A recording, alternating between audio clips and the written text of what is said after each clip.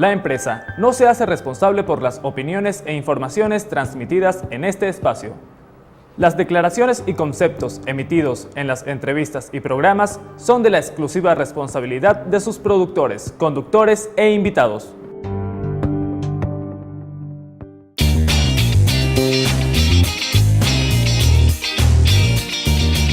Bueno, y hemos llegado a ese momento en el cual aquí, en Rumores de la Calle, hacemos un contacto vía Skype con magníficos colegas de todo el mundo.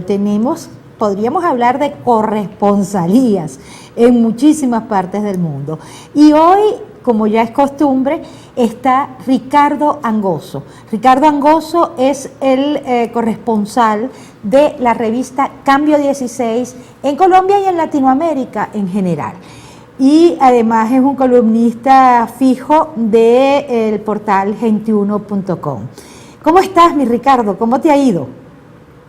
Todo muy bien. Buenas tardes a todos vosotros, a todo vuestro equipo y a toda la audiencia que os escucha y os ve. Mira, una pregunta. Tú has estado a mí me encantan tus análisis sobre la situación colombiana, sobre ese compinche, por así decirlo, como hablamos los venezolanos, entre el presidente Santos y esa cúpula faraca que está en La Habana. Tú siempre, digamos, dejas un camino hacia la esperanza y muchas veces te preguntas, ¿resultará el proceso de paz? ¿Cómo está eso? Porque a la vez estamos viendo que hay un número inmenso de colombianos que han comprado ese mensaje del señor Santos y de hecho Santos pareciera que es imbatible en la reelección. Sí, yo creo que hay varios elementos aquí que analizar. Uno de ellos es que todo el proceso de paz está muy ligado a las elecciones que se celebran este año, tanto a las legislativas como a las presidenciales. Santos necesita como agua de mayo, digamos, que el proceso de paz salga adelante y hacer un anuncio al país de que puede firmar la paz con las FARC. Pero mientras todo eso ocurre, el otro escenario es el día a día en Colombia. El otro día vimos como en una localidad colombiana una supuesta bomba trampa con unos explosivos fue colocada y causó 62 heridos y un muerto. Esa es la realidad del país. La violencia sigue, las FARC siguen implicadas en el narcotráfico, en la violencia, en los secuestros extorsivos. Desde luego todo el mundo quiere la paz, no hay nadie en Colombia que no quiera la paz. Ni siquiera el presidente Uribe duda de eso, ¿no? Lo que yo creo es que Santos necesita, como he dicho al principio, como agua de mayo, que el proceso dé sus frutos y avance como sea, a una costa de entregar la impunidad a estos terroristas que durante casi 50 años han sembrado el terror y han causado unos 200.000 muertos en Colombia. Pero ya le digo que la realidad del proceso de la negociación va por un lado, mientras las bombas y los fusiles retumban por el otro, ¿no? Fíjate una cosa, Ricardo, todo eso es así, eso lo estamos leyendo, lo estamos viendo en los noticieros, pero hay una realidad. El señor Juan Manuel Santos ya se empieza a imaginar a los asesinos de la FARC pacificados, borrón y cuenta nueva y actuando desde el Congreso. Sí, así lo ha dicho el presidente Santos, y el temor que aquí tenemos muchos, incluido el expresidente Uribe, incluso otros grupos políticos, es que aquí lo que se está negociando es que esta gente deje las armas a cambio de la impunidad, pero que después de la impunidad venga la participación en la vida política del país y se conviertan en respetables responsables políticos. Yo sinceramente lo que creo es que Santos está jugando con fuego, evidentemente, y lo que creo es que él siempre está, digamos, jugando en términos muy electorales y muy en el corto plazo. Creo que él lo que pretende ya es ganar la reelección como sea, y no me sorprendería que de aquí a mayo, que serán las presidenciales, incluso a las elecciones legislativas de marzo, anuncie un gran acuerdo con las FARC. Pero claro, las FARC no son tontas, y las FARC, las Fuerzas Armadas Revolucionarias de Colombia, saben que Santos pende de un hilo y que su reelección depende mucho de lo que ocurra en el proceso de paz. Con lo cual, ahora, Ricardo, nosotros que hemos vivido este espanto de esta mal llamada revolución, que hemos vivido la ingenuidad y también el mal cálculo de muchos que por sus ambiciones, por sus intereses, nos trajeron a este tiempo espantoso, este tiempo de ruina, no solamente económica, sino moral.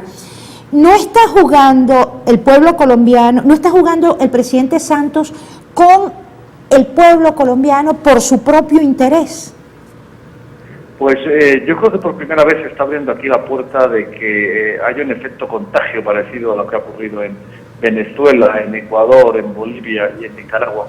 Y yo no lo descartaría. El problema que veo es que a nadie le preocupa lo que debería preocuparle, que realmente la situación creo que es más crítica de lo que parece, y que incluso algunos que van en el proyecto de la Unidad Nacional del presidente Santos, como los conservadores y los liberales, deberían de estar más atentos a lo que está en juego en este país. Y yo creo que en este país están en juego muchas cosas, valores, principios y sobre todo el sistema democrático. Y yo creo que por la puerta de atrás se nos puede meter una amenaza muy parecida a la que vivió Venezuela en su momento, cuando se cometió aquel error de amnistiar a un grupo de militares que habían dado un golpe de Estado liderados por Hugo Chávez, y que después se convirtió pasó de la amenaza a la realidad y llegó a la presidencia de la República.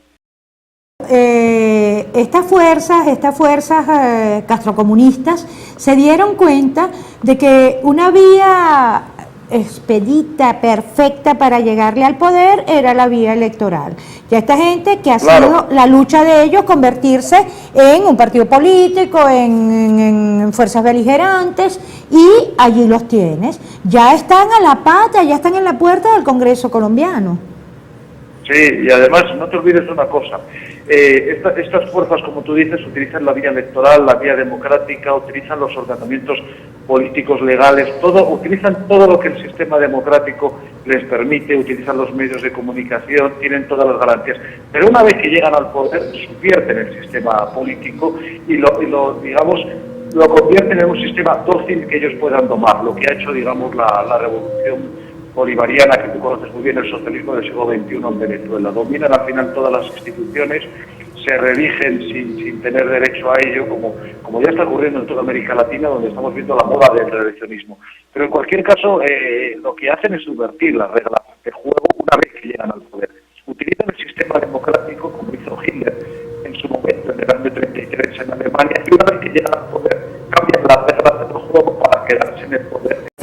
Fíjate, Ricardo, que lo estamos viendo, pareciera que ya la democracia no es un valor.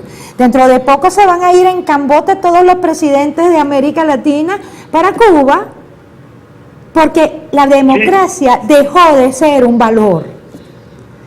Sí, estamos viendo una subversión, digamos, de lo que era el juego democrático en América Latina. Después de las décadas de los 80 y los 90, que, digamos, avanzaron las democracias, se consolidaron las democracias, las instituciones, hubo un avance en general en todo el continente, estamos viendo que estamos dando marcha hacia atrás. Y no le preocupa a nadie, ni siquiera... No les importa. Qué cosa tan triste.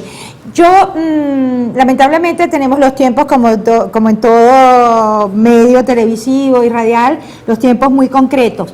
Pero me encanta saber que en Rumores de la Calle te tenemos a ti con esa visión amplia, lógica, racional de lo que estás viviendo. A vuestra disposición siempre y a la de toda la audiencia. Muchísimas gracias, Ricardo, un gran abrazo y será hasta la próxima semana.